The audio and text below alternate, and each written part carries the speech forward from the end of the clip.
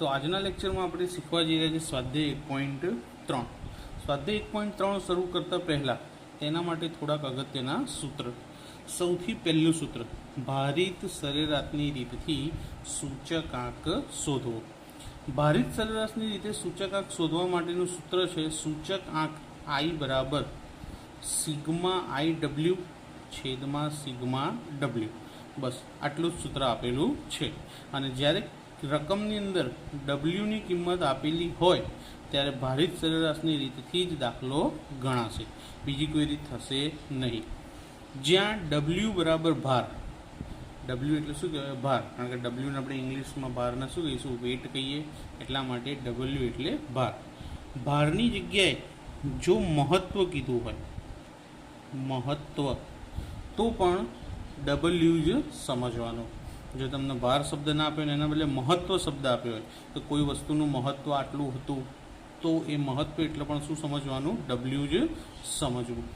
જો તમને ડબલ્યુની કિંમત ના આપી હોય અને ભારિત સરેરાશની રીતે સૂચકાંક શોધવાનું કીધો હોય તો ડબલ્યુ શોધવા માટે શું કરી શકાય? P0 ગુણ્યા Q0. એ જ્યારે દાખલો આવશે એટલે તમને સમજણ પડશે. I એટલે સૂચકાંક. સૂચકાંકનું સામાન્ય સૂત્ર શું હતું? P1 છેદમાં P0 ગુણ્યા 100. એટલે કે ચાલુ વર્ષનો ભાવ છેદમાં આધાર વર્ષનો ભાવ ગુણ્યા 100. પણ આ ક્યારે શોધવા પડશે? જ્યારે ના આપ્યા હોય ત્યારે. આપ્યા હોય તો વાંધો નથી. તો ટૂંકમાં આટલા આખા ભાગમાંથી આપણે યાદ રાખવાની વસ્તુ શું છે? એક સૂત્ર અને ડબલ્યુ એટલે શું કહેવાશે? ભાર અથવા તો મહત્વ કહેવાશે. તો આ બે વસ્તુ રાખી યાદ અને સ્વાધ્યાય 1.3નો પહેલો દાખલો ગણીએ. સ્વાધ્યાય 1.3ના પહેલા દાખલાની અંદર રકમ જોઈ લઈએ. રકમની અંદર આપણને એક ઇલેક્ટ્રોનિક્સ વસ્તુના ઉત્પાદનમાં વપરાતી 6 જુદી જુદી વસ્તુઓ અંગેની માહિતી નીચે પ્રમાણે છે. તે પરથી સૂચકાંક ગણો અને તેનું શું કરો કીધું છે? અર્થઘટન કરો. વસ્તુઓ આપી છે A, B, C, D, E અને F. ત્યારબાદ ભાર. ભાર એટલે શું કહેવાશે? ડબલ્યુ. મેં અભી હાલત તમને અહીંયા આગળ સમજાવી જુઓ. ભાર એટલે ડબલ્યુ. ભાવ સાપેક્ષ ટકાવારી. ભાવ સાપેક્ષ ટકાવારી એટલે એને I વડે દર્શાવવામાં આવે છે. તમે સૂચકાંક કહો કે ભાવ સાપેક્ષ ટકાવારી કહો, બંને એક જ વસ્તુ કહેવાય. તો આ ત્રણે ત્રણ કિંમતો પહેલાં આપણે કોષ્ટકની અંદર લખી લઈએ. તો જો લખી દીધી, વસ્તુ લખી દીધી A થી F, વસ્તુઓના ભાર લખી દીધા, ભારને શું કહેવાય છે? ડબલ્યુ. ત્યારબાદ ભાવ સાપેક્ષ ટકાવારી.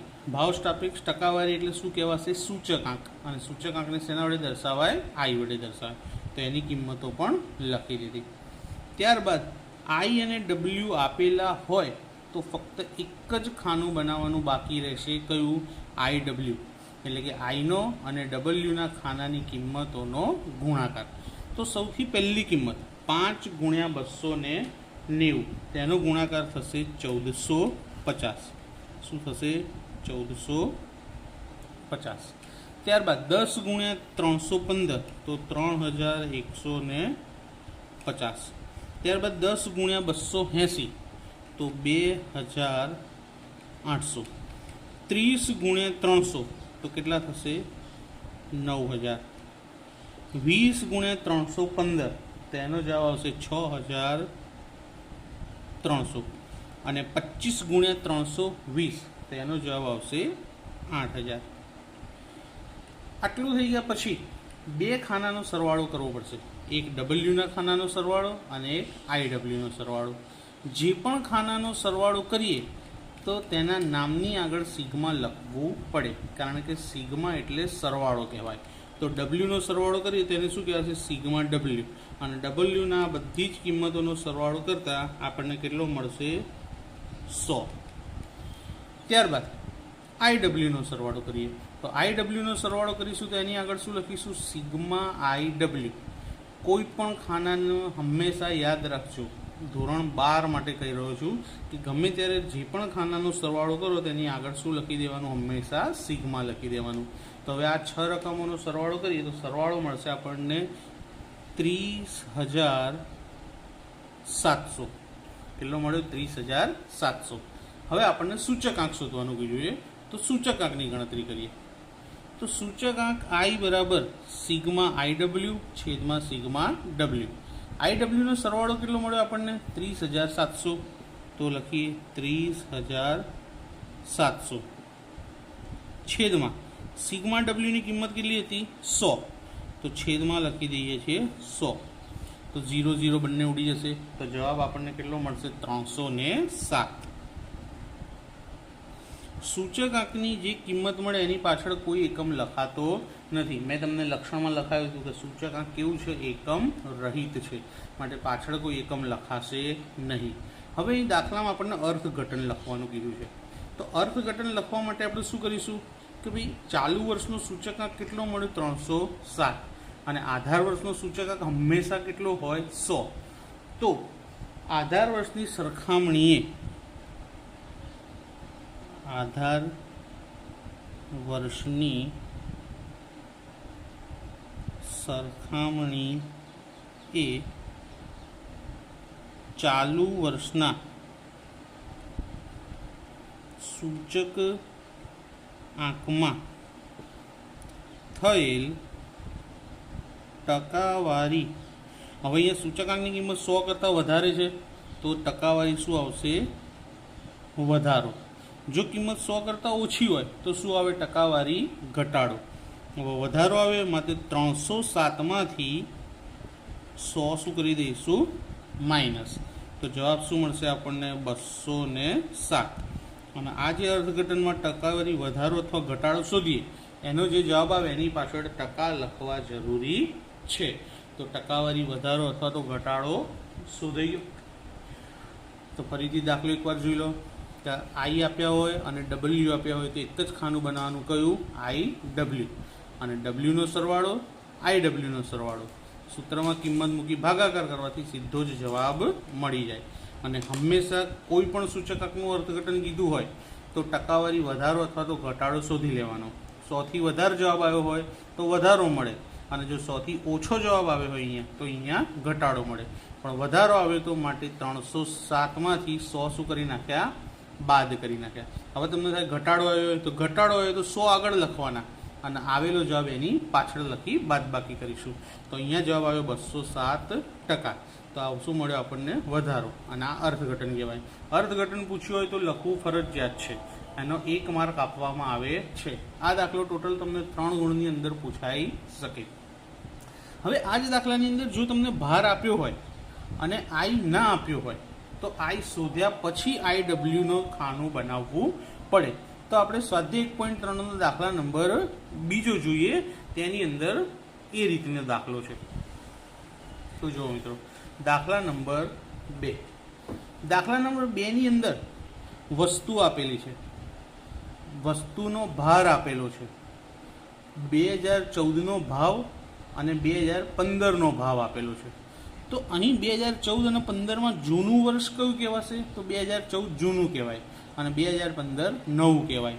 તો આ જૂનું એટલે આધાર વર્ષ. તો આધાર વર્ષના ભાવને હંમેશા શેના વડે દર્શાવવામાં આવે છે? P0 વડે. અને ચાલુ વર્ષના ભાવને હંમેશા શેના વડે દર્શાવવામાં આવે? P1 વડે દર્શાવાય છે. તો આ P0 અને P1 ની કિંમતો કેમ આપી છે આપણને? તો એના પરથી આપણને કોની કિંમત મળશે? I ની. એટલા માટે P1 અને P0 આપેલા છે. તો વસ્તુ આપી છે 6 વસ્તુનો ભાર આપેલો છે અને એ 6 વસ્તુનો 2014નો ભાવ આપેલો છે અને 2015નો ભાવ આપેલો છે. આ બંને ભાવ પરથી આપણને કોની કિંમત મળશે? I ની કિંમત મળશે. અને I નું સામાન્ય સૂત્ર શું છે? P1 છેદમાં P0 ગુણ્યા 100. તો હવે ગણતરી કરીએ. P1 એટલે 2015નો ભાવ અને P0 એટલે 2014નો ભાવ. તો 2014નો જે ભાવ છે એ હંમેશા છેદમાં આવશે. તો સૌથી પહેલાં P1 એટલે કે 24 છેદમાં P0 એટલે 30 ગુણ્યા 100. તેનો જવાબ મળશે આપણને 80. ત્યારબાદ P1 24 P0 20 ગુણ્યા 100. એનો જવાબ મળશે આપણને 120. ત્રીજી વસ્તુ માટે P1 70 P0 50 ગુણ્યા 100. તો એની કિંમત મળશે આપણને 140. ચોથી વસ્તુ માટે P1 40 છેદમાં P0 32 ગુણ્યા 100, તો એનો જવાબ મળશે આપણને 125. ત્યારબાદ વસ્તુ E માટે P1 48 P0 40 ગુણ્યા 100, એની કિંમત મળશે 120. અને છેલ્લે P1 24 P0 16 ગુણ્યા 100, તો એની કિંમત આપણને મળશે 150. તો આઈ મળી ગયો. આગળનો દાખલો આવો જ હતો, પરંતુ તેમાં આઈ આપેલો ન હતો. જ્યારે અહીં આગળના દાખલામાં આઈ આપેલો હતો, જ્યારે આ દાખલામાં આઈ આપેલો ન હતો, તો આપણે આઈ શોધી લીધો. કઈ રીતે? P1 છેદમાં P0 ગુણ્યા 100ના સૂત્રથી. હવે છેલ્લું ખાનું IW, આઈ મળી ગયો છે, W આપેલા છે, તો આઈના ખાનાનો અને ડબલ્યુના ખાનાનો શું કરીશું? ગુણાકાર. તો પહેલું 17 ગુણ્યા 80, તેનો જવાબ મળશે 1360. 15 ગુણ્યા 120, એનો જવાબ મળશે 1800. 22 ગુણ્યા 140, એનો જવાબ આવશે 3080. 16 ગુણ્યા 125, એનો જવાબ મળશે 2000. 12 ગુણ્યા 120, એનો જવાબ મળશે 1440. અને 18 ગુણ્યા 150, એનો જવાબ મળશે 2700. આટલી ગણતરી થયા પછી બે ખાનાનો સરવાળો કરવાનો આવે, એક ડબલ્યુનો અને આઈડબ્લ્યુનો. તો ડબલ્યુનો સરવાળો મોસ્ટલી 100 જ થતો હોય છે મિત્રો, એટલે યાદ રાખજો, ડબલ્યુનો સરવાળો મોસ્ટલી કેટલો થતો હોય છે? 100 જ થતો હોય. તો સિગ્મા ડબલ્યુ બરાબર 100. આઈડબ્લ્યુનો સરવાળો કરવાનો, તો આઈડબ્લ્યુનો સરવાળો કરવાથી મળશે 12380. કેટલા? 12380. હવે દાખલામાં બે ભાવ આપ્યા હતા, 14 અને 15. તો હંમેશા ચાલુ વર્ષનો સૂચકાંક શોધવાનો હોય.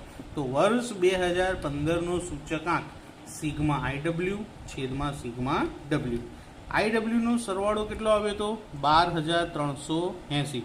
તો 12380. સિગ્મા ડબલ્યુનો સરવાળો કેટલો મળ્યો હતો મિત્રો? 100.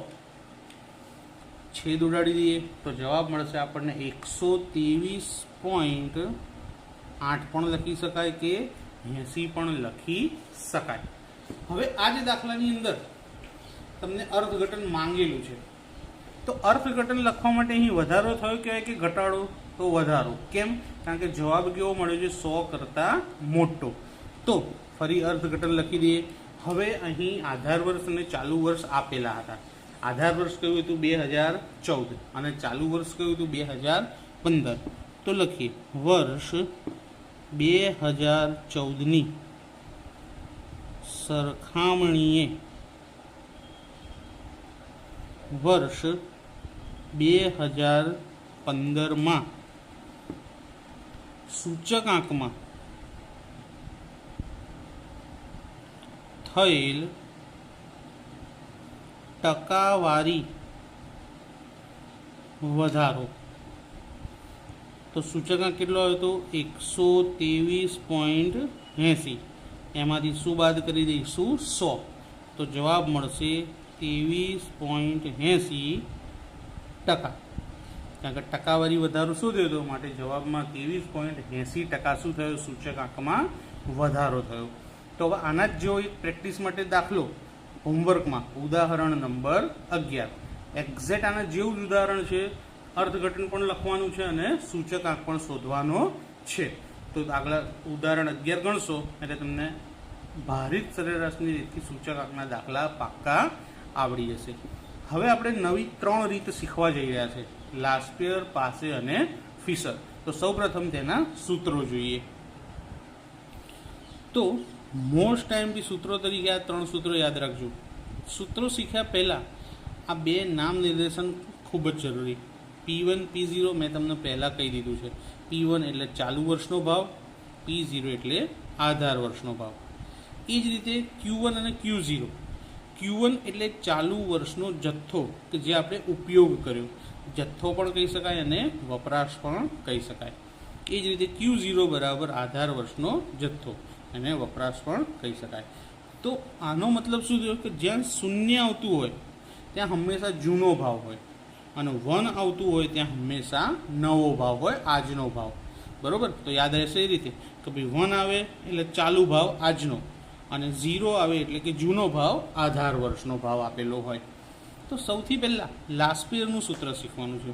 લાસ્પેયરનું સૂત્રથી સૂચકાંક શોધવો હોય તો એને IL વડે દર્શાવવામાં આવે છે. અને લાસ્પેયરનું સૂત્ર લખવા માટે આપણે શેનો ઉપયોગ કરીશું? 1000. શેનો ઉપયોગ કરીશું? 1000નો. કેવી રીતે? તો જો સિગ્મા PQ છેદમાં સિગ્મા PQ ગુણ્યા 100. હવે 1000 આપણે આની અંદર મૂકવાના છે. 1 0 0 0. તો સૂત્ર બની ગયું સિગ્મા P1 Q0 છેદમાં સિગ્મા P0 Q0 ગુણ્યા 100. તો આ કોનું સૂત્ર થયું? લાસ્પેયરની રીતે સૂચકાંકનું સૂત્ર. માટે આને કેવું સૂત્ર પણ કહીએ છીએ આપણે? 1000 વાળું સૂત્ર કહીએ. યાદ રાખવા માટે આ રીતે લખી શકાય કે PQ લખી દેવાના અને ત્યારબાદ 1 0 0 0 એટલે 1000 થઈ ગયા. એ જ રીતે પાસેનું સૂત્ર. પાસેના સૂત્રને કયું સૂત્ર કહીશું? 1101 વાળું. તો પાસે એટલે શું કહેવાશે? IP. I એટલે સૂચકાંક અને P એટલે પાસે. તો પાસેની રીતે સૂચકાંક શોધવાનું સૂત્ર સિગ્મા PQ છેદમાં સિગ્મા PQ ગુણ્યા 100. તો હવે મેં અહીંયા જગ્યા ખાલી રાખી, ત્યાં શું લખવાનું? 1101. 1101. તો સૂત્ર બની ગયું સિગ્મા P1 Q1 છેદમાં સિગ્મા P0 Q1 ગુણ્યા 100. તો આ હતું પાસેનું સૂત્ર. આ બંને સૂત્રની યોગ્ય સરેરાશ કાઢી અને ત્રીજું સૂત્ર આપવામાં આવ્યું જેને ફિશરનું સૂત્ર કહેવાય. અને ફિશરની રીતે જે સૂચકાંક શોધ્યો હોય એ સૂચકાંકને આપણે આદર્શ સૂચકાંક કહીએ છીએ. કારણ કે ફિશરની રીતે જે સૂચકાંક શોધવામાં આવે એ લાસ્પેયર અને પાસેના સૂચકાંકનો સરેરાશ હોય છે. માટે ફિશરનો જે જવાબ આવશે તે વધુ યોગ્ય ગણવામાં આવે છે. આ ત્રણેયના જવાબ પોઈન્ટમાં અલગ મળી શકે છે. એટલા માટે એવું ધ્યાન રાખવું કે આ 3 સૂત્રથી જો સૂચકાંક શોધે તો ત્રણેયના અલગ અલગ જવાબ આપણને પ્રાપ્ત થશે. તો હવે ફિશરનું સૂત્ર 2 છે. તો IF. ફિશર એટલે F. જો દાખલામાં IL અને IP શોધી નાખ્યા હોય અને પછી ફિશર શોધવાનું આવે તો નાના સૂત્રનો ઉપયોગ કરવો કે વર્ગમૂળમાં IL ગુણ્યા IP.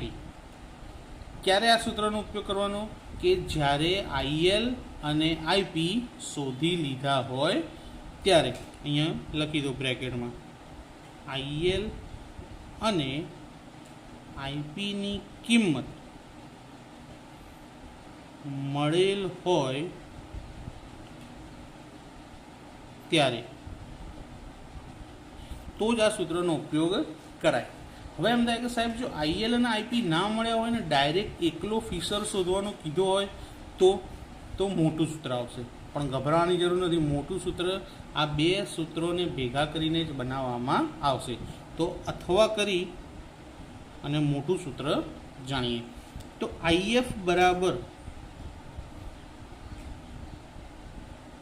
વર્ગમૂળમાં પહેલામાં 1000 હતા તો સિગ્મા PQ છેદમાં સિગ્મા PQ 1 0 0 0. તો આ પહેલાંનું લખી દીધું આપણે 1000 ગુણ્યા બીજાનું લખીશું 1101 સિગ્મા PQ સિગ્મા PQ 1 1 0 1. અને 100 લખવાના, પણ ક્યાં લખવાના? વર્ગમૂળની બહાર લખવાના, અંદર લખવા નહીં. કારણ કે 2 વખત 100 આવે તો 100 ગુણ્યા 100 10,000 થાય અને 10,000નું વર્ગમૂળ પાછું 100 નીકળી જાય.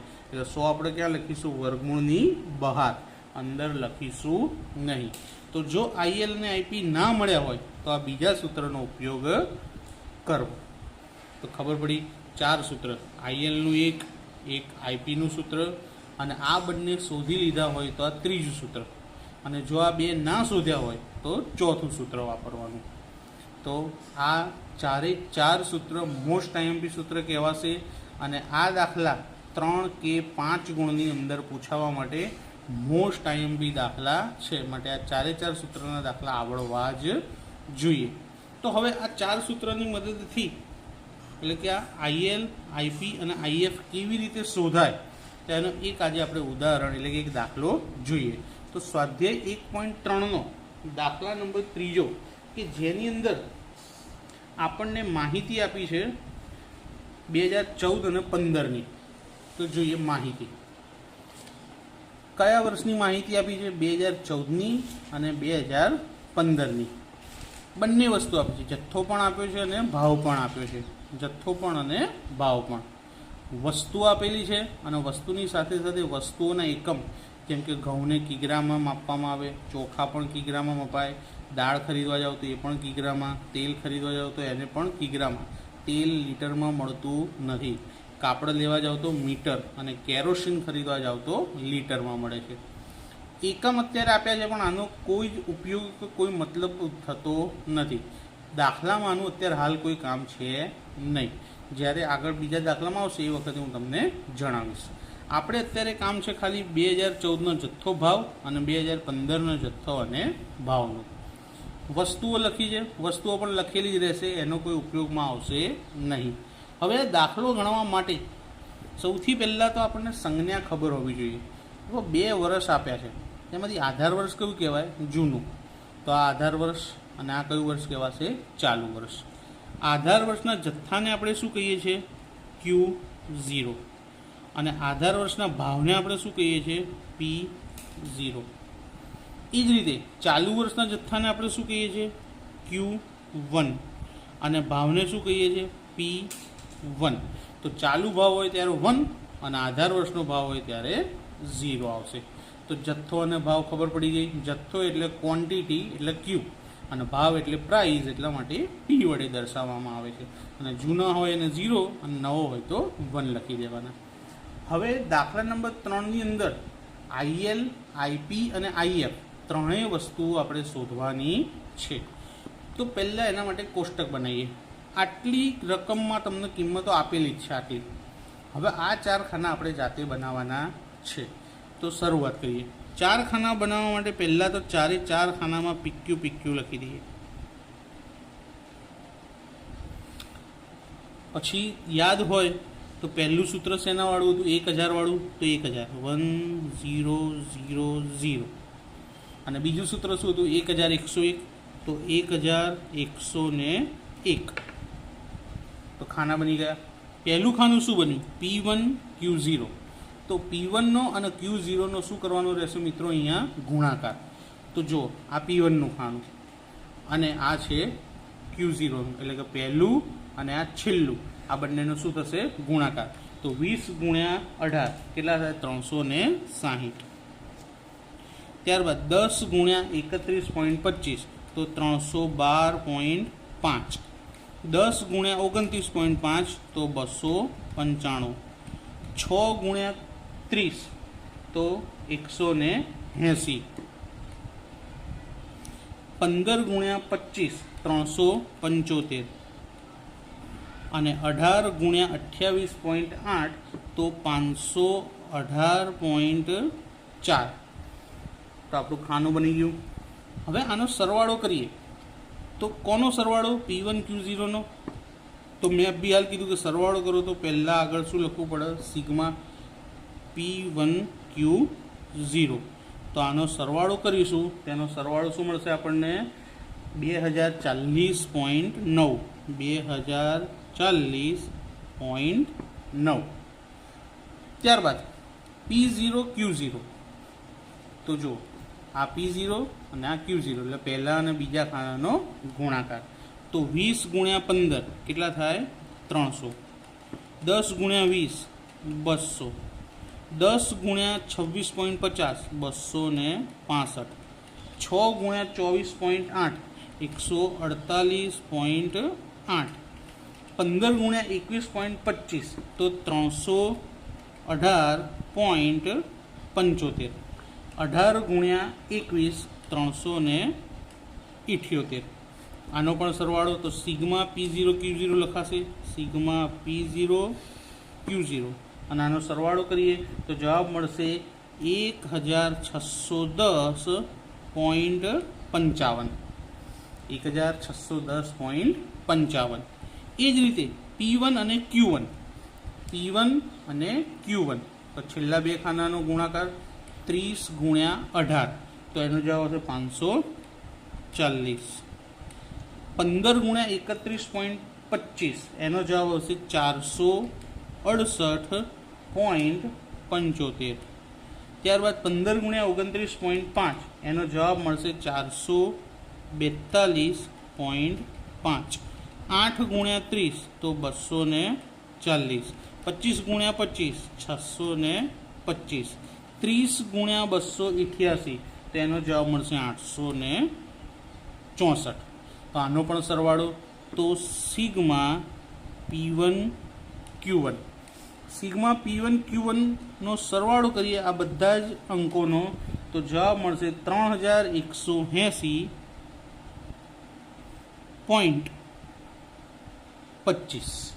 3180.25. ત્યારબાદ છેલ્લે P0 Q1, તો જો આ P0 અને આ Q1 તો વચ્ચેના બે ખાનાનો 15 ગુણ્યા 30 450. 20 ગુણ્યા 15 તો 300. 26.50 ગુણ્યા 15 તો 397.5. 24.80 ગુણ્યા 8 198.4. 21.25 ગુણ્યા 25 531.25. અને છેલ્લે 21 ગુણ્યા 30 630. હવે એનો સરવાળો લખીએ તો સિગ્મા P0 Q1, અને એનો સરવાળો કેટલો થાય મિત્રો? 2507.15. તો આ ચાર ખાના આપણે દાખલા માટે બનાવ્યા, અને આ જેટલા પણ રેડ કલરથી લગાવ્યા બધા જ રકમમાં આપેલા હતા. આ સંજ્ઞાઓ આપણે મૂકી Q0 P0 Q1 અને P1, અને આ ચાર સંજ્ઞા પરથી જ ચાર ખાના બન્યા. પહેલા બે ખાના 1000 થી અને બીજા બે ખાના 1101 થી બન્યા. હવે આ ચાર જે સરવાળા આવ્યા તેના પરથી આપણે ત્રણ સૂચકાંક શોધીશું. કયા કયા? લાસ્પેયર, પાસે અને ફિશર. તો સૌપ્રથમ આપણે લાસ્પેયરનો સૂચકાંક શોધીએ. જો તો લાસ્પેયરના સૂચકાંકને આપણે શેના વડે દર્શાવતા હતા? IL વડે દર્શાવતા હતા. તો લાસ્પેયરના સૂચકાંકને IL વડે દર્શાવતા હતા, જેનું સૂત્ર 1000 વાળું સૂત્ર હતું. તો સૂત્ર લખીએ સિગ્મા P1, ચલો ચેકી નીચે લખી દો, સિગ્મા P1 Q0 છેદમાં સિગ્મા P0 Q0 ગુણ્યા 100. આ કોનું સૂત્ર બની ગયું? ILનું. ILના સૂત્રમાં સિગ્મા P1 Q0 એટલે આ પહેલી કિંમત કેટલી હતી? 2040.9 છેદમાં P0 Q0 નો સરવાળો તો બીજું 1610.55 અને જોડે ગુણ્યા 100. તો મિત્રો આ બંનેનો ભાગાકાર કરી ડાયરેક્ટ જ એને 100 વડે ગુણી લેવાના, લખવાની જરૂર નથી. જો તમે લખશો તો ચાર આંકડામાં જવાબ લખવો પડશે અને પછી 100 વડે ગુણાશે. એટલે હું એવી સલાહ આપું છું કે આ બેનો ભાગાકાર કરવાનો અને ડાયરેક્ટ જ 100 વડે ગુણી જવાબ લખી દેવાનો. તો જવાબ મળશે 126.72. તો ILનો જવાબ મળી ગયો 126.72. સૂચકાંકનો એકમ હોય નહીં એટલે લખવાનો પણ નથી. હવે આવશે IP. IPમાં આપણે કયું સૂત્ર લખતા હતા? 1101 ગુણ્યા 100. તો આ IPનું સૂત્ર લખી દીધું. સિગ્મા P1 Q1 એટલે ત્રીજું ખાનું 3180.25 છેદમાં સિગ્મા P0 Q1 એટલે છેલ્લું ખાનું 2507.15 ગુણ્યા 100.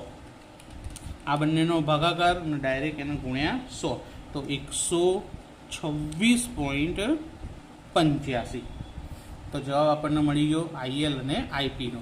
તો આ બંને જવાબ મળી ગયા પછી આઈએફ શોધવું હોય તો સિમ્પલ સૂત્ર હતું કે આઈએફ બરાબર વર્ગમૂળની અંદર આઈએલ ગુણ્યા આઈપી. તો વર્ગમૂળમાં કિંમતો મૂકીએ. આઈએલની કિંમત કેટલી આવી? 126.72 ગુણ્યા આઈપીની કેટલી મળી? 126.85. સૌ પ્રથમ શું કરીશું? આ બંનેનો ગુણાકાર કરવાથી જવાબ મળશે 16,074.432. જે જવાબ મળે આખો જવાબ લખજો અને ત્યારબાદ એનું વર્ગમૂળ શોધીએ તો વર્ગમૂળ શોધવાથી જવાબ મળશે 126.78. તો 3 સૂચકાંક શોધી ગયા. લાસ્પેર પણ શોધ્યો, પાસે પણ શોધ્યો અને ફિશર પણ શોધ્યો. તમે જો બધા જ જવાબ 126ની આજુબાજુ આવ્યા, જ્યારે ફિશરનો જવાબ આ બંનેની વચ્ચેનો આવ્યો. એટલે આ બંનેની સરેરાશ મળી આપણને ફિશરમાં, માટે ફિશરનો સૂચકાંક વધુ યોગ્ય સૂચકાંક ગણવામાં આવે છે. તો આજનો લેક્ચર અહીંયા પૂરો થાય. 1.3 બાકીનું આવતા વખતે. હવે આની સાથે સાથે હોમવર્કમાં ખાલી ઉદાહરણ નંબર 12 ગણવાનું છે. તો આ દાખલાની પ્રેક્ટિસ થઈ જશે. તો હવે સ્વાધ્યાય 1.3ના દાખલા નંબર 4થી શરૂઆત કરીએ. દાખલા નંબર 4ની અંદર આપણને લાસ્પેર, પાસે અને ફિશરનો સૂચકાંક જ ગણવાનો કીધો છે. આગળના વિડીયોની અંદર મેં તમને આ 3 સૂચકાંક કેવી રીતે શોધાય તે શીખવાડ્યું હતું, પરંતુ તે દાખલાની અંદર કોઈ એકમ પરિવર્તન આવતું ન હતું. આ દાખલામાં એકમ પરિવર્તન આવે છે કે જે અહીં એકમો આપ્યા છે એ એકમોનો ફેરફાર કરવો પડશે. તો એકમ પરિવર્તન કેવી રીતે કરવું તે હવે આપણે શીખીએ. તો સૌ પ્રથમ 2 ભાવ આપ્યા છે, 2014નો અને 2015નો. જૂનો ભાવ હોય એને P0, નવો ભાવ છે એને P1 વડે દર્શાવીએ. જથ્થો એટલે કે વપરાશ પણ 2 આપી છે, જૂની અને નવી. તો જૂની હોય એને Q0 અને નવી હોય એને Q1 વડે દર્શાવીએ છીએ. A, B, C અને D 4 વસ્તુઓ આપી છે. એકમ જોઈએ. તો પહેલામાં એકમની જોડે શું લખ્યું? 20. આપણે અહીંયા 20 લખવાનું નથી, આપણે ફક્ત એકમ જ લખવાનું છે. તો પહેલાં એકમમાં અહીંયા કિગ્રા છે, સામે જથ્થામાં બંનેમાં એકમમાં શું આપેલું છે? કિગ્રા. તો અહીં એકમ પરિવર્તન થશે નહીં. તો પહેલી વસ્તુમાં કિગ્રા જ આવશે. ત્યારબાદ બીજી વસ્તુમાં એકમ કિગ્રા, સામે શું આપ્યું છે? ગ્રામ. તો જ્યારે પણ આ રીતે એકમમાં કિગ્રા અને સામે ગ્રામ આપ્યા હોય તો ગ્રામને કિલોગ્રામમાં ફેરવી નાખવાના. કિગ્રા જેમ હોય એમનું એમ જ રહેવાનું. ફરી યાદ રાખજો, ગ્રામને શેમાં ફેરવી નાખવાના? કિલોગ્રામમાં. એટલે એકમ કિગ્રા જેમ છે એમનો એમ જ રાખીશું. ત્યારબાદ અહીંયા શું છે? ક્વિન્ટલ, ત્રીજી વસ્તુ માટે. અને જથ્થામાં શું આપેલું છે? કિગ્રા. તો અહીં પણ શું કરીશું? ક્વિન્ટલને કિગ્રામાં ફેરવી દઈશું, કિગ્રાને ક્વિન્ટલમાં ફેરવીશું નહીં. તો સમજો કે ગ્રામ આપ્યા હોય, કિગ્રા આપ્યા હોય કે ક્વિન્ટલ આપ્યા હોય, બધાને શેમાં ફેરવવાનું? હંમેશા કિગ્રામાં જ ફેરવવાનું આવશે. ક્વિન્ટલમાં કાં તો ગ્રામમાં ફેરવવાનું આવશે નહીં. તો અહીં પણ ક્વિન્ટલમાંથી શેમાં ફેરવી દઈશું આપણે? કિગ્રામાં. તો ક્વિન્ટલ એટલે શું થાય ખબર છે? 100 કિગ્રા. શું થાય? 100 કિગ્રા. તો અહીં તો લખીશું આપણું ફક્ત કિલોગ્રામ, 100 લખતા નથી. ત્યારબાદ આપ્યું છે ડઝન. ડઝન અને સામે જથ્થામાં એકમ કયા આપ્યા છે? નંગ. હવે ડઝન એટલે 12 નંગ કહેવાય. તો આ નંગને ડઝનમાં ફેરવી શકાશે? તો જો 30ને 12 વડે ભાગીએ તો 2.5 ડઝન થાય, 2.5. પરંતુ 35ને ડઝનમાં ફેરવી શકાતા નથી. 35 ભાગ્યા 12 કરવાથી કેલ્ક્યુલેટરમાં જવાબ ખૂબ જ મોટો આવે છે. માટે નંગને ડઝનમાં ના ફેરવી શકાય તો ડઝનને શેમાં ફેરવી નાખવાના? નંગમાં ફેરવવાના. અને એકમ પરિવર્તનવાળા દાખલા હોય એમાં ચોપડીનો ઉપયોગ ફરજિયાત કરવાનો. તો ડઝન ચેકી અને ત્યાં શું કરી નાખવાનું 12 નંગ. તો અહીંયા પણ નંગ લખીશું, 12 લખીશું નહીં, નંગ. હવે પહેલા ભાવની વારી. તો અહીં આગળ પહેલો ભાવ વસ્તુનો 2014માં 80 અને 15માં 120, આ બે ભાવ આપેલા છે, પણ આ 1 કિગ્રાના ભાવ નથી આપ્યા. કેટલા કિગ્રાના ભાવ આપેલા છે? 20 કિગ્રાના. તો 20 કિગ્રા લખેલું હોવાને કારણે 80 અને 120 એના 1 કિગ્રાના ભાવમાં ફેરવવા પડશે. તો હંમેશા ભાવને એકમની આગળ જો કોઈ અંક લખ્યો હોય તો ભાગાકાર કરવો પડે. તો અહીં 80 છે, કયો અંક લખેલો છે? 20. તો 80 ભાગ્યા 20 કેટલા થાય? 4. એ જ રીતે 120 ભાગ્યા 20 કરીએ તો કેટલા થાય? 6. પહેલા ભાવનો ભાગાકાર કરે તો બીજાને પણ કરવો જ પડે. બીજી વસ્તુ બી, એમાં કિગ્રાની આગળ કોઈ અંક લખ્યો નથી, તો જેમ ભાવ હતો એમને એમ લખી દઈશું 20 અને 24, કારણ કે એક જ કિગ્રાના ભાવ આપેલા છે. તો 20 અને 24. અહીં સીમાં ક્વિન્ટલમાંથી આપણે કિગ્રામાં ફેરવ્યા, તો ક્વિન્ટલ એટલે કેટલા કિગ્રા હતા? 100 કિગ્રા. તો આપણે એકમ પણ કિગ્રા કરી દીધો. હવે કિગ્રાની આગળ કેટલા લખેલા છે? 100. તો આ બે જે ભાવ આપ્યા છે એ કેટલા કિગ્રાના ભાવ છે? 100 કિગ્રાના. આપણે 1 કિગ્રામાં ફેરવવો પડશે, તો 2000 ભાગ્યા 100 કરીશું તો જવાબ મળશે 20. અને એ જ રીતે 2800 ભાગ્યા 100 કરીશું તો જવાબ મળશે 28. અહીં નંગ, તો આપણે એકમ પણ નંગ. નંગની આગળ કેટલા લખેલા છે? 12. તો ડઝન એટલે 12 નંગનો ભાવ કહેવાય. તો 48 ને 12 વડે ભાગીએ તો 1 નંગનો ભાવ મળે. તો 48 ભાગ્યા 12 કરીશું તો કેટલા આવશે? 4. અને 72 ભાગ્યા 12 કરીશું તો કેટલા મળશે આપણને? 6 મળશે. તો જ્યારે એકમ પરિવર્તન વાળા દાખલા આવે કે જુદા જુદા એકમ આપ્યા હોય, જથ્થાનું એકમ અલગ હોય અને વસ્તુનો જે એકમ આપ્યો હોય તે અલગ હોય, તો એકમ પરિવર્તન એટલે કે એકમ સરખા કરવા પડે, એના માટે ફેરફાર કરવો પડે. તો ફેરફાર એકમમાં થાય અને ભાવમાં હંમેશા ભાગાકાર થાય. ક્યારે? સામે કોઈ રકમ આપી હોય તો. જો ના આપી હોય તો એનો એ જ ભાવ લખી દેવાનો. હવે જથ્થો, પહેલામાં તો કિગ્રા જતા એટલે એનો એ જ જથ્થો હશે 5 અને 7. 5 અને 7. ત્યારબાદ બીજામાં અહીં ગ્રામ હતું, પણ આપણે એકમ કયો લખ્યો છે? કિગ્રા. તો આ ગ્રામને કિલોગ્રામમાં ફેરવવા પડે. તો ગ્રામને કિલોગ્રામમાં ફેરવવા હોય તો 1000 વડે ભાગવાના. તો 2400 ભાગ્યા 1000 કરો તો કેટલા થઈ જાય? 2.4. અને એ જ રીતે 4000 ભાગ્યા 1000 કરો તો કેટલા થઈ જશે? એકલા 4 થઈ જશે. એટલે એકમ સરખો થઈ ગયો. ત્યારબાદ અહીં આપણે ક્વિન્ટલમાંથી કેજીમાં ફેરવી નાખ્યા હતા, જુઓ ત્રીજી વસ્તુના, અને સામે પણ શું આપેલું છે? કેજી જ. એટલે 10 અને 15 એમના એમ. ત્યારબાદ ડઝનમાંથી શેમાં ફેરવી નાખ્યા હતા? નંગ. અને સામે પણ નંગ આપ્યા તો એમનું એમ જ 30 અને 35. તો જો મિત્રો, ભાવને ભાગાકાર કરવાનો અને જથ્થામાંથી એકમમાં પરિવર્તન કરવા ભાગાકાર કરવો પડે. અને ભાવને ક્યારે? કે અહીં એકમમાં આગળ કોઈ રકમ આવતી હોય તો જ, નહીતર નહીં. હવે આટલું થઈ ગયા પછી દાખલાની અંદર 3 સૂચકાંક શોધવાના છે.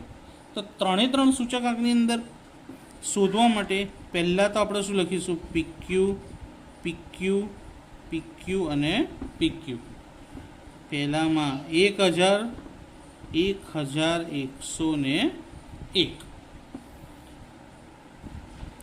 તો PQ PQ PQ કરી 4 વાર 1000 અને 1101 લખી દીધા. હવે આનો ગુણાકાર તો આપણે શીખેલા જ છીએ. હવે ચોપડીને બાજુમાં મૂકી દઈએ. તો પહેલું શું છે? P1 Q0. P1 અને Q0 6 5 30. 24 ગુણ્યા 2.4 57.6. 28 દાન 280. અને 6 ગુણ્યા 30 180. અને આ ખાનાનો સરવાળો આપણે કેટલો આવશે? 547.6. 547.6. એ જ રીતે હવે P0 Q0.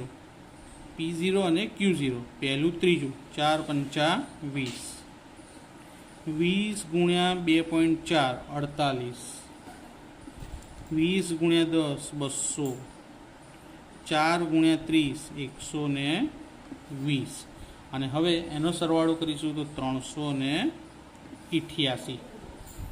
P1 Q1, P1 અને Q1 6 સિત્તા 42, 24 ચોક 96, 28 ગુણ્યા 15 420, 6 ગુણ્યા 35 210. આ બધાનો સરવાળો કરી લીધો. સરવાળો કેટલો મળશે આપણને? 768. ત્યારબાદ છેલ્લે P0 Q1, તો P0 અને Q1 પહેલું છેલ્લું 4 સિત્તા 28, 20 ચોક 80, 20 ગુણ્યા 15 300, અને 4 ગુણ્યા 35 140. તો આનો સરવાળો થશે 548. તો 4 4 ખાનાનો સરવાળો કરી લીધો મિત્રો. હવે આપણે 3 3 સૂચકાંક શોધીએ. સૌથી પહેલાં શોધીએ લાસ્ટ યર. લાસ્ટ યર એટલે કયું? 1000 વાળું સૂત્ર.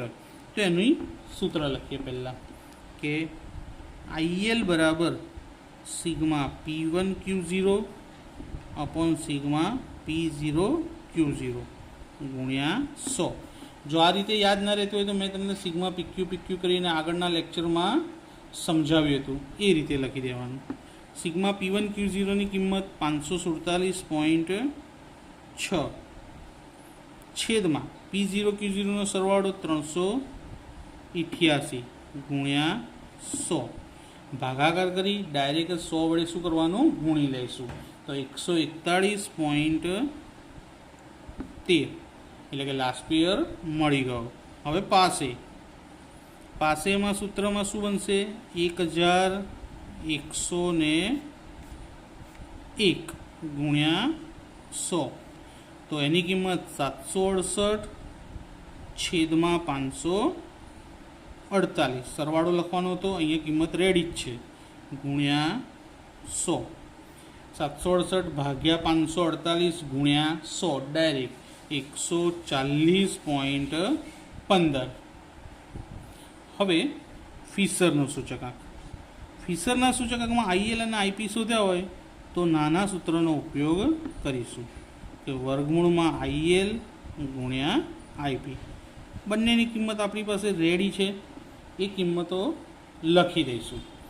141.13 ILની કિંમત, 140.15 IPની કિંમત. તો 141.13 ગુણ્યા 140.15. બંનેનો શું કરીશું હવે?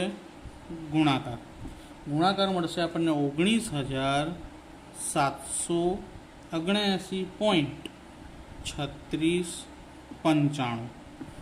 અને પછી એનું વર્ગમૂળ શોધીએ તો એનો જવાબ આવશે 140.64.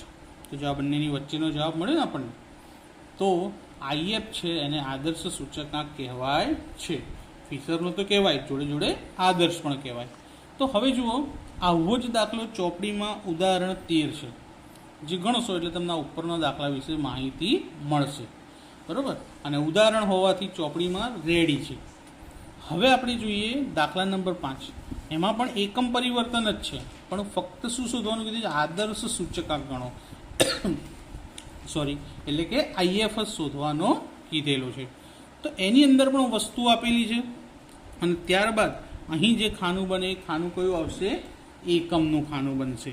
તો એકમ. હવે દાખલા નંબર 5ની અંદર જોઈએ આપણે. ચલો, દાખલા નંબર 5માં આ રીતે તમને રકમ આપેલી છે. રકમમાં સૌથી પહેલાં શું આપ્યું? એકમ. વસ્તુ એનું એકમ છે 20 કિગ્રા. પણ મેં કીધું હતું કે આપણે અંક લખવાનું નથી, ખાલી એકમ. તો સામે જોઈએ જથ્થામાં કિગ્રા અને કિગ્રા જ આપેલું છે, તો કિગ્રા એમનું એમ લખી દઈશું. બીજામાં ડઝન આપ્યું છે, અહીંયા પણ ડઝન, પરંતુ અહીંયા નંગ આપ્યું છે. જો મિત્રો, તો 48 નંગ એટલે કેટલા ડઝન કહેવાશે? એક ડઝન એટલે 12 નંગ થાય, તો 48 નંગ એટલે 12 ચોક 48 થાય. તો 48 નંગને કાઢી અને ત્યાં શું લખી દઈશું આપણે? 4 ડઝન. તો બધું ડઝનમાં ફેરવાઈ ગયું. તો એકમ કયો રહેશે આપણો? ડઝન. ત્રીજી વસ્તુમાં કિગ્રા, સામે શું આપ્યું? ગ્રામ, પરંતુ અહીંયા પાછું કિગ્રા. તો આ ગ્રામના શેમાં ફેરવી દઈશું? કિગ્રામ. તો આ 5000 ગ્રામ કાઢી અને ત્યાં શું કરી દઈશું? 5 કિગ્રા. તો એકમ આપણો કિગ્રા. ત્યારબાદ છેલ્લે લીટર, લીટર અને લીટર. તો અહીંયા એકમ શું આવશે? લીટર. તો થઈ ગયું. હવે અહીં આગળ જે કિંમતો આપી છે એના વડે આપણે ભાવને શું કરવો પડશે? ભાગવો પડશે. તો 120 ને 20 સાથે ભાગો. તો જો મેં પહેલાં ભાવ P0 અને P1 એટલે કે આધાર વર્ષ 14 અને ચાલુ વર્ષ 15. 14નો ભાવ P0 અને 15નો ભાવ P1. તો પહેલાં આપણે બંને ભાવ લખી દઈએ. 120 ને 20 વડે ભાગીએ તો કેટલા મળશે આપણને? 6 મળશે. એ જ રીતે 280 ને 20 વડે ભાગીએ તો કેટલા મળશે આપણને? 14 મળશે. ત્યારબાદ 120 ને 5 વડે ભાગીએ તો કેટલા મળશે આપણને? 24 મળશે. અને એ જ રીતે 140 ને 5 વડે ભાગીએ તો કેટલા મળશે આપણને? 28 મળશે. ત્યારબાદ અહીં જુઓ, કિગ્રાની આગળ કશું છે નહીં, તો ભાગાકાર થશે નહીં. 4 અને 8 બંને એમના એમ જ. અહીં આગળ કેટલા લખેલા છે? 5. તો 52 ને 5 વડે ભાગાકાર કરીએ તો 10.4. અને આ 58 ને 5 વડે ભાગાકાર કરીએ તો 11.6. ત્યારબાદ જથ્થો. તો 2014નો જથ્થો જોઈએ. જો 10 એમના એમ આગળ કિગ્રા હતા. ત્યારબાદ 3 ડઝન, તો સામે ડઝન એટલે 3 એમના એમ. અહીં 5000 ગ્રામનું આપણે શું કરી નાખ્યું? 5 કિગ્રા. અને છેલ્લે 15 એમના એમ. કેમ? કારણ કે અહીંયા લીટર હતા અને આગળ પણ લીટર જ હતા, એટલે એની એ જ કિંમત. બીજો જથ્થો જોઈએ. પહેલું કિગ્રા, સામે પણ કિગ્રા, એટલે 15 જેમ હતા એમના એમ જ. 48 નંગને શેમાં ફેરવી નાખ્યા આપણે? 4 ડઝનમાં. તો ત્યાં શું લખીશું? 4. અહીં કિગ્રા, આગળ પણ કિગ્રા માટે 4 એમના એમ અને એમ બી નીચે લીટર અને સામે આગળ પણ લીટર, એટલે એ બંને 4 અને 20 એમના એમ જ આવશે. 4 અને 20. તો મિત્રો હવે જુઓ, જેવો દાખલો મેં આગળ શીખવાડ્યો તો એવો જ દાખલો અહીં આગળ છે. તો હવે આપણે P1Q0નો શું કરી લઈશું? ગુણાકાર. તો જોઈએ, P1 અને જોડે Q0. તો 14 દાન 140, 28 તરી 84, 8 પંચા 40 અને 15 ગુણ્યા 11.6 એટલે 174. અને આ ચારેયનો સરવાળો થશે 438. હવે એ રીતે P0Q0. તો પહેલાં બેનો 10 છંગ 60, 24 તરી 72, 4 પંચા 20 અને 10.4 ગુણ્યા 15 કરીએ તો 156. બધાનો સરવાળો આવશે 308. P1Q1 છેલ્લા બેનો 14 ગુણ્યા 15 210, 28 ગુણ્યા 4 112, 8 ચોક 32 અને 11.6 ગુણ્યા 11.6 ગુણ્યા 20 કરીશું તો 232. અને આ ચારેયનો સરવાળો આવશે 586. એ જ રીતે P0Q1, P0 અને Q1. તો 15 છંગ 90, 24 ચોક 96, ચોકું ચોકું 16 અને 10.4 ગુણ્યા 20 કરીએ તો 208. અને આ ચારેયનો સરવાળો આવશે 410. તો અહીં આપણને ફક્ત આદર્શ સૂચકાંક જ ગણવાનું કીધું, એટલે કે IF ગણવાનું કીધું. તો ડાયરેક્ટ IFનું સૂત્ર જ લખીશું મિત્રો. IF બરાબર વર્ગમૂળમાં સિગ્મા P1Q0 છેદમાં સિગ્મા P0Q0 ગુણ્યા સિગ્મા P1Q1 છેદમાં સિગ્મા P0Q1. અને 100 ક્યાં લખવાના? વર્ગમૂળની બહાર. મેં પહેલાં તમને સૂત્ર શીખવાડેલું હતું. હવે કિંમતો મૂકી દઈએ. પહેલાંની કિંમત 438, બીજાની 308, P1Q1ની 586 અને P0Q1ની 410 ગુણ્યા 100. હવે આનો શું કરીશું આપણે? ભાગાકાર. હવે 438 ભાગ્યા 308 ગુણ્યા 586 ભાગ્યા 410 આ બંનેનો ભાગાકાર કરવાનો, અને ભાગાકાર કર્યા પછી બંનેનો શું કરીશું આપણે? ગુણાકાર. ચલો મિત્રો, તો ભાગાકાર કરીને જો જવાબ ના મળે તો આપણે શું કરીએ? એક સરળ પદ્ધતિનો ઉપયોગ કરીએ કે 438 અને 586નો ગુણાકાર કરી લઈએ. તો 438 અને 586નો ગુણાકાર કરીએ આપણે તો કેટલી કિંમત મળશે આપણને? 2,56,668. 438 ગુણ્યા 586 2,56,668. એ જ રીતે છેદમાં 308 ગુણ્યા 410 308 ગુણ્યા 410 તેનો જવાબ મળશે 1,26,280 અને ગુણ્યા 12 100. તો આ બંનેનો ભાગાકાર કરી વર્ગમૂળ અને એને ડાયરેક્ટ 100 વડે ગુણવાના. કારણ કે જો તમે વર્ગમૂળ કાઢીને લખશો તો પોઈન્ટ પછી 4 આંકડા લખવા પડશે અને પછી 100 વડે ગુણાશે. એના કરતાં શું કરીશું આપણે કે આ 2,56,668 છે એને ડાયરેક્ટ જ આપણે કેટલા? 1,26,280 સાથે ભાગી લઈશું. તો ભાગાકાર કર્યા પછી એનો જવાબ મળશે આપણને 2.0325. 4 આંકડામાં જવાબ લખવો પડશે મિત્રો. 2.0325 નો 12 ગુણ્યા 100. હવે આનું વર્ગમૂળ કાઢી સીધું જ એને 100 વડે ગુણી લઈશું. 2.0325 ગુણ્યા ભાગાકાર વર્ગમૂળ શોધવાનું, ભાગાકાર નહીં, અને એને ગુણ્યા કેટલા કરી લઈશું? 100. તો જવાબ મળશે 142.57. 56 પછી પાંચડો આવે છે માટે આપણે શું લખી દઈશું? 57. જો આનું વર્ગમૂળ તમારે લખવું હોય તો શું લખાશે? 1.4265 ગુણ્યા 100. તો જવાબ મળશે 142.57. તો આદર્શ સૂચકાંક શું મળ્યો આપણને? 142.57. હવે જો આ એકમ પરિવર્તન માટે જાણકારી છે, આ તમે યાદ કરી લેજો મોઢે. મેં અહીંયા સ્પેશિયલ તમારા માટે લખેલી છે. આ યાદ કરી તો તમને એકમ પરિવર્તનના દાખલા સરળથી આવડશે. ત્યારબાદ આવે છે હોમવર્કમાં ઉદાહરણ નંબર 14. ઉદાહરણ નંબર 14 તમે તૈયાર કરશો, લખશો એટલે તમને આ દાખલો પાક્કો આવડી જશે. જ્યારે આજનો છેલ્લો અને છઠ્ઠો દાખલો. છઠ્ઠા દાખલાની અંદર મિત્રો કુલ ખર્ચવાળો દાખલો આપણે એને કહી શકીએ. કુલ ખર્ચવાળો દાખલો.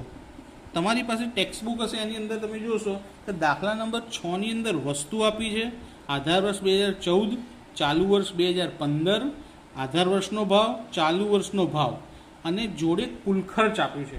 જથ્થો આપેલો નથી, તો જથ્થો શોધવો પડશે. તો જથ્થો શોધવા શું કરીશું મિત્રો આપણે? તો જથ્થો બરાબર કુલ ખર્ચ છેદમાં ભાવ.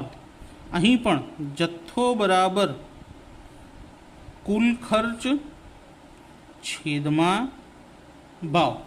જો આવો જ દાખલો હોય અને જથ્થો આપ્યો હોય ને ભાવ ના આપ્યો હોય તો ભાવ શોધવો હોય તો કુલ ખર્ચ છેદમાં શું લખી દેવાનું? જથ્થો લખી દેવાનું. આપણા આ દાખલાની અંદર ભાવ આપેલો છે, જથ્થો આપ્યો નથી, માટે આપણે જથ્થાનું સૂત્ર લખ્યું. જો તમને જથ્થો આપ્યો અને ભાવ ના આપ્યો તો ભાવનું સૂત્ર લખવાનું કે ભાવ બરાબર કુલ ખર્ચ છેદમાં જથ્થો.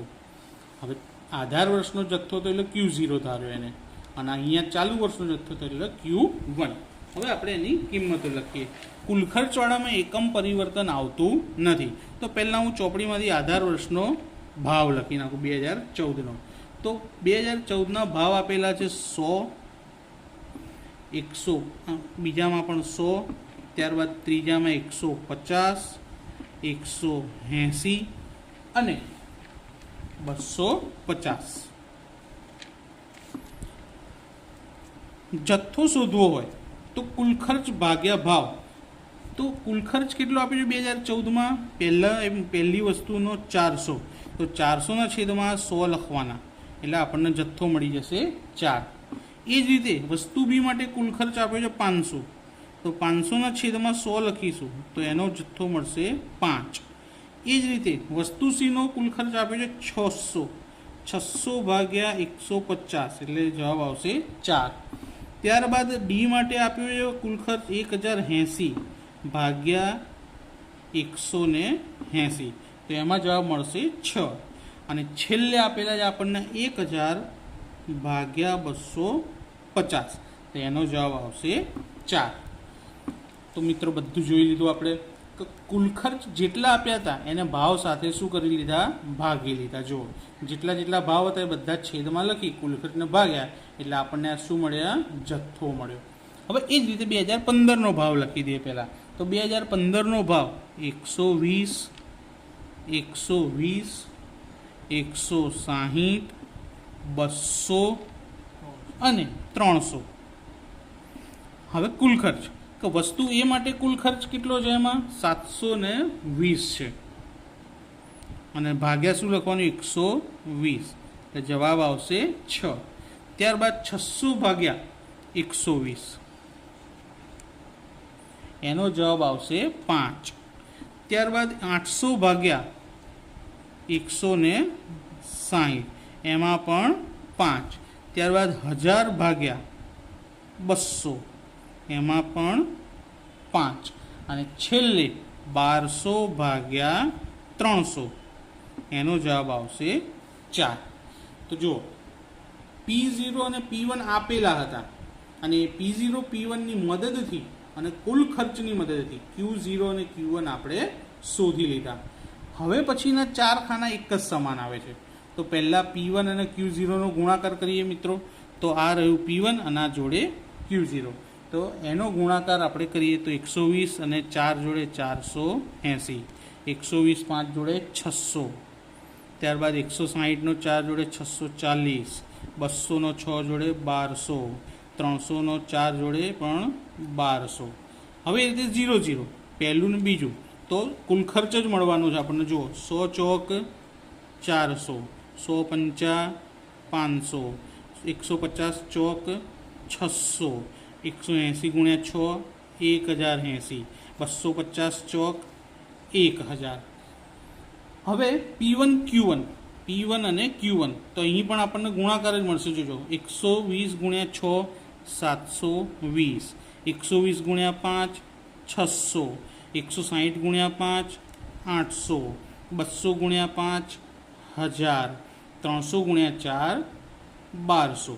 અને છેલ્લે P0 Q1, P0 અને Q1 એટલે કે પહેલું અને છેલ્લું, તો 100 ગુણ્યા 6 600, ત્યારબાદ 100 ગુણ્યા 5 500, ત્યારબાદ 150 ગુણ્યા 5 750, ત્યારબાદ 180 ગુણ્યા 6 180 ગુણ્યા 5 સોરી કેટલા થશે? 900. અને છેલ્લું 250 ગુણ્યા 4 આવશે 1000. હવે આ ચારે ચારનો સરવાળો કરી લઈએ. તો પહેલા ખાનાનો સરવાળો થશે 4120, બીજા ખાનાનો સરવાળો થશે 3580, ત્રીજા ખાનાનો સરવાળો થશે 4320 અને છેલ્લાનો સરવાળો થશે 3750. તો બધાના સરવાળા કરી લીધા. કુલ ખર્ચના દાખલામાં આપણને બે જ સૂચકાંક શોધવાના કીધેલા છે, પાસે અને ફિશર. આઈપી અને આઈએફ જ શોધવાના કીધા છે. તો પહેલાં આપણે પાસે શોધીએ અને પછી ફિશરનો શોધીએ. તો જોઈએ, પહેલાં આઈપી શોધી લઈએ કે IP is equal to sigma P1 Q1 છેદમાં સિગ્મા P0 Q1 ગુણ્યા 100. તો P1 Q1 4320, P0 Q1 3750 ગુણ્યા 100. ભાગાકાર કરી અને એને 100 વડે ગુણવાથી જવાબ મળશે 115.2. શું મળશે? 115.2. હવે આપણે જોઈએ ફિશરનો. તો ફિશરમાં જ્યારે બંને શોધેલા હોય આઈપી અને આઈએલ તો નાનું સૂત્ર આવે, પરંતુ અહીં કયું સૂત્ર આવશે? મોટું સૂત્ર આવશે. તો પહેલાં sigma P1 Q0 sigma P0 Q0 sigma P1 Q1 sigma P0 Q1 અને 100 ક્યાં આવશે? વર્ગમૂળની બહાર. કિંમતો મૂકીએ. આ ચારે ચાર લાઇનસર કિંમત જ હોય. પહેલી 4120, બીજી 3580, ત્રીજી 4320, ચોથી 3750 અને ગુણ્યા 100. હવે જુઓ મિત્રો, અહીં પણ આપણે શું કરીએ? પહેલાં ગુણાકાર કરીએ અથવા ભાગાકાર કરીએ. તો આ દાખલાનો જવાબ હું તમારી ઉપર છોડું છું. તમે આ દાખલાની પૂરી ગણતરી કરી અને આનો જવાબ લાવવાનો છે. અને આ દાખલાનો જવાબ તમને મળશે 115.14. અને આના જ જેવો બીજો દાખલો છે હોમવર્કમાં, ઉદાહરણ 15 અને 16 દાખલો પણ આના જેવો જ છે, ડબલ્યુ વાળી રીતનો છે. એટલે 15મો દાખલો કુલ ખર્ચનો છે અને 16મો દાખલો ભારિત સરેરાશનો દાખલો છે. તો અહીં આગળ આપણું 1.3 પૂરું થશે અને નેક્સ્ટ લેક્ચર જ્યારે હું મૂકીશ એમાં 1.4 વિશે માહિતી આપી દઈશ.